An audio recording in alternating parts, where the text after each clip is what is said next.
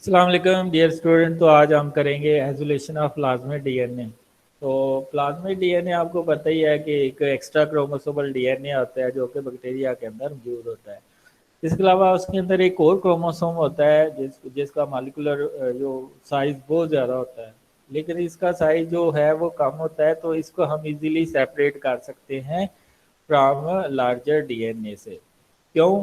क्योंकि इसका जो साइज है वो कम होता है, और दूसरा ये है कि ये सुपर कॉइल होता है एज कम्पेयर टू दूसरा जो होस्ट का जो क्रोमोसोमल डीएनए है उसके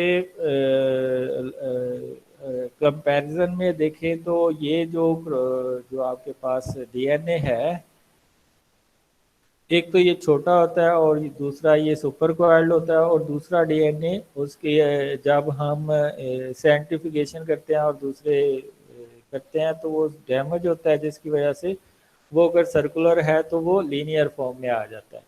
जब लीनियर फॉर्म में आ जाता है तो उसको जब हम अल्कली ट्रीटमेंट देते हैं तो वो सिंगल स्टैंडर्ड फॉर्म में आ जाता है, और सिंगल स्टैंडर्ड फॉर्म में आके वो गुच्छा बना के नीचे बैठ जाता है, और ऊपर आपके पास सुपर नाइट्रेट में आ जाता है जो है आपका प्लाज्मिड आ जाता है। प्लाज्मिड को फिर आप आइस कोल्ड एसोप्रोपेनॉल या एथेनॉल उसको ऊपर सुपरनेटर लेके उसमें एसोप्रोपेनॉल आइस कोल्ड डालते हैं या 100% प्योर एथेनॉल आइस कोल्ड डालते हैं तो वो प्रेसिपिटेट कर जाता है।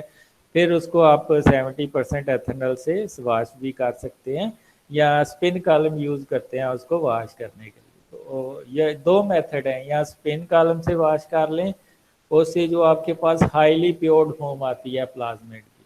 ठीक है, तो इसके लिए आपको जो चीज़ें चाहिए, एलबी मीडिया है जिसमें आप ampicillin as a antibiotic use करते हैं। हर हर जो बैक्टीरिया के अंदर जो वेक्टर होता है उसके अंदर एक सिलेक्टेबल मार्कर होता है, उसके वो एक पर्टिकुलर एंटीबायोटिक के अंदर ग्रो करता है, दूसरे के अंदर वो ग्रो नहीं करता। दूसरे बैक्टीरिया किल हो जाएंगे जो जिसके अंदर ये रेजिस्टेंट होगा, सिलेक्टेबल मार्कर वो ग्रो करेगा। ठीक है, तो इसमें एलबी मीडिया के अंदर आप बैक्टीरिया डालते हैं, वो जब सुबह तक वो उसके इमेच्योर स्पोर बने होते हैं उसको लेते हैं।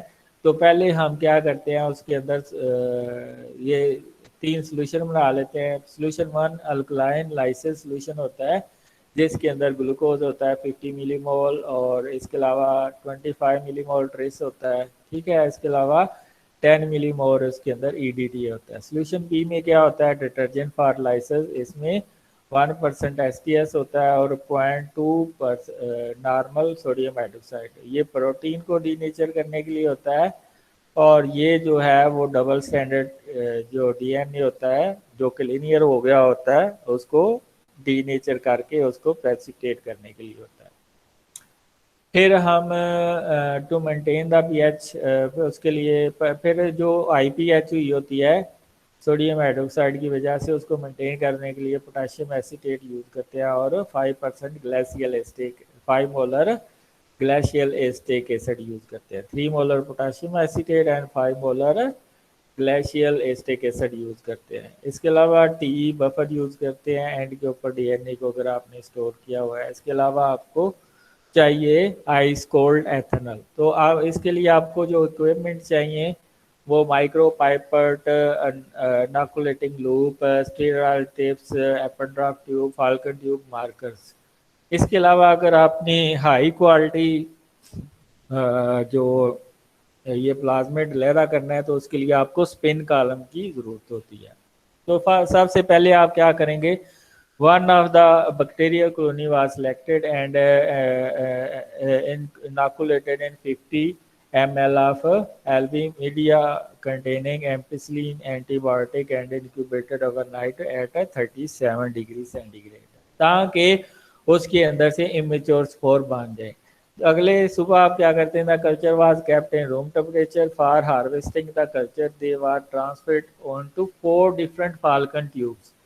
50 ml है तो 50 को 4 पे डिवाइड करें तो 12.5 ml ईच फाल्कन ट्यूब में आएगा।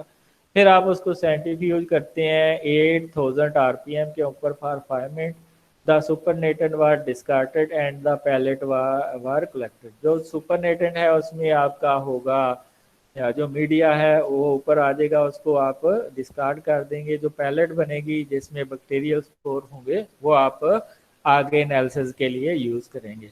The pellet was then resuspended to 100 microlitre solution one. Solution one में क्या है, अल्कली लाइस सोल्यूशन है जिसमें ग्लूकोज है, ट्रेस है और ईडीटी है।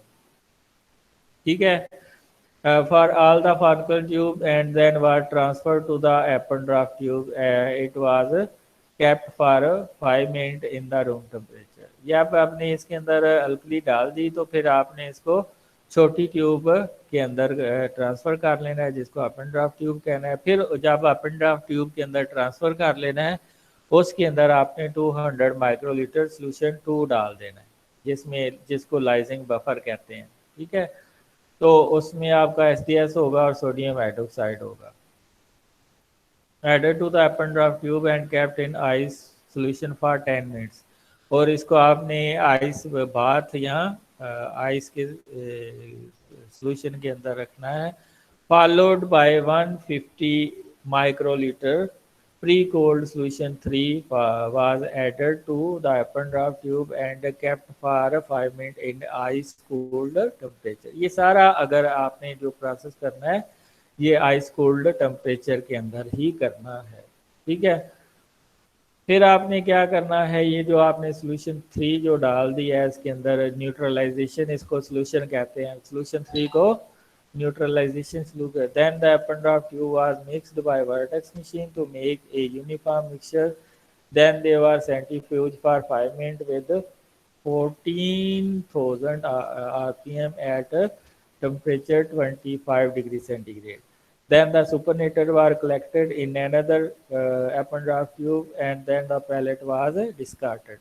जो supernatant होगा उसमें आपके जो पैलेट होगी उसमें DNA होगा और दूसरी डेब्रीज होंगी। जो सुपरनेटेंट होगा उसमें आपका प्लाज्मेट लैदा हो गया। ठीक है। क्योंकि अल्कली ने जो डबल स्टैंडर्ड DNA होगा उसको डीनेचर करके नीचे बिठा दिया होगा, सिर्फ जो सुपर कॉइल्ड DNA होगा प्लाज्मेट वाला वो ऊपर रह जाएगा। ठीक है। फिर आपने 2 वॉल्यूम, एक वॉल्यूम वो अगर अपन ड्राफ्ट ट्यूब में प्लाज्मेट का सोल्यूशन है तो फिर 2 वॉल्यूम आपने उसमें 95% आइस कोल्ड एथेनॉल डाल देना है या आइसोप्रोपेनॉल डाल देना है। ठीक है। और उसको फिर आपने रख देना है 10 मिनट के लिए room temperature. The Eppendorf tube then again centrifuge at 40,000 for 5 minutes and the pellet is collected. ठीक है।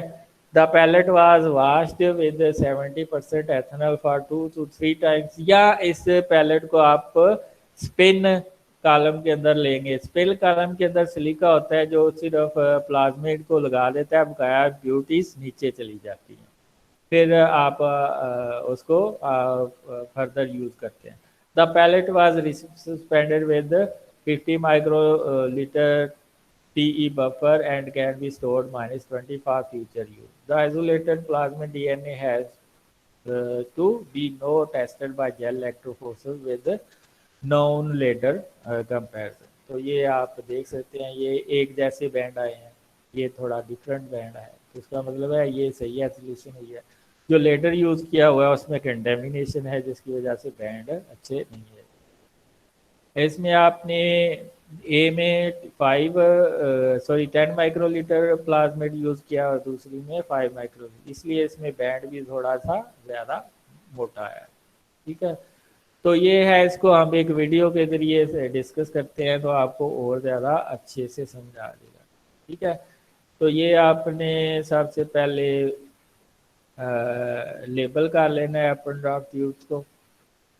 ये आप पहले जो आपने स्पोर ताज़ा बनाए हैं उसको सेंट्रीफ्यूज कर लिया है, उसमें से जो पैलेट आई है उसमें बैक्टीरियल स्पोर है, उसको आपने फिर अल्कली की ट्रीटमेंट दिया है, पहले लो कंसंट्रेशन में दिया है ग्लूकोज जिसमें है, तो उसमें जो है उसकी सेल वाल दूसरी ब्रेक हो जाएगी। दूसरी ट्रीटमेंट अल्कली ट्रीटमेंट है, उसमें क्या होगा डबल स्टैंडर्ड डीएनए जो कि रप्चर होता है वो डीनेचर होकर नीचे बैठ जाता है। तो जब आपने एप एंड ड्रॉप ट्यूब रखनी है तो सेंट्रीफ्यूज में एक दूसरे के बिल्कुल आमने सामने होने चाहिए। तो ये फिर आपने सेंट्रीफ्यूज मशीन चला दी, ये मीडिया ऊपर आ गया, इसको आपने डिस्कार्ड कर देना है। ठीक है, नीचे आपके पास बैक्टीरियल स्पोर्स है, इसको जो है ना आपने निकाल लेना है मीडिया को। तो नीचे जो स्पोर होंगे उसके अंदर आप अल्कली वो जो लाइसिन बफर 1 डालेंगे पहले, फिर लाइसिन बफर 2 डालेंगे।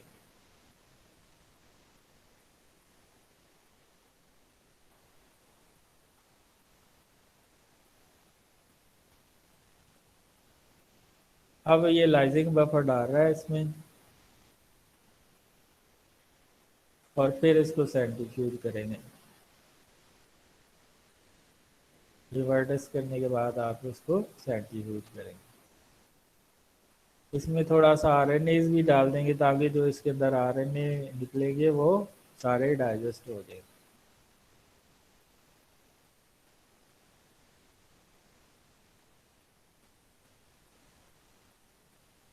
अब सुपरनेटेड को निकाल के उसने एक नई ट्यूब में डाल दिया है।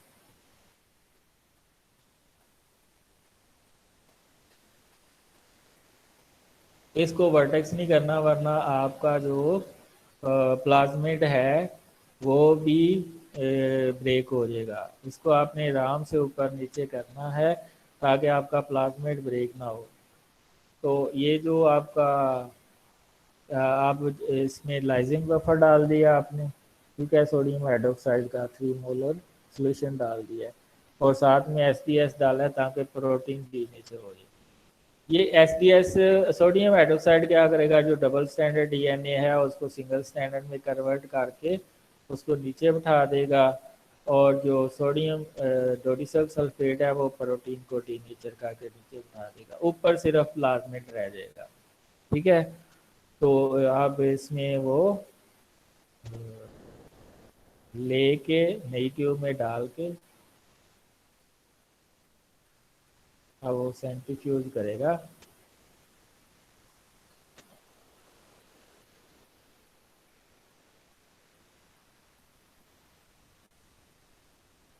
ये पहले एक ट्यूब को ट्रीटमेंट दिया, फिर उसने दूसरी, अब न्यूट्रलाइजेशन हो रही है, जो अल्कली डाली है तो उसकी न्यूट्रलाइजेशन के लिए हम एसिड डालते हैं और पोटाशियम एसीटेट डालते हैं।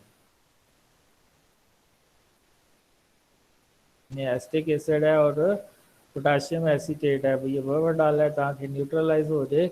और फिर आप सेंट्रीफ्यूज करेंगे तो ये रेड कलर के जो प्लाज्मिड होंगे ये ऊपर आ जाएंगे।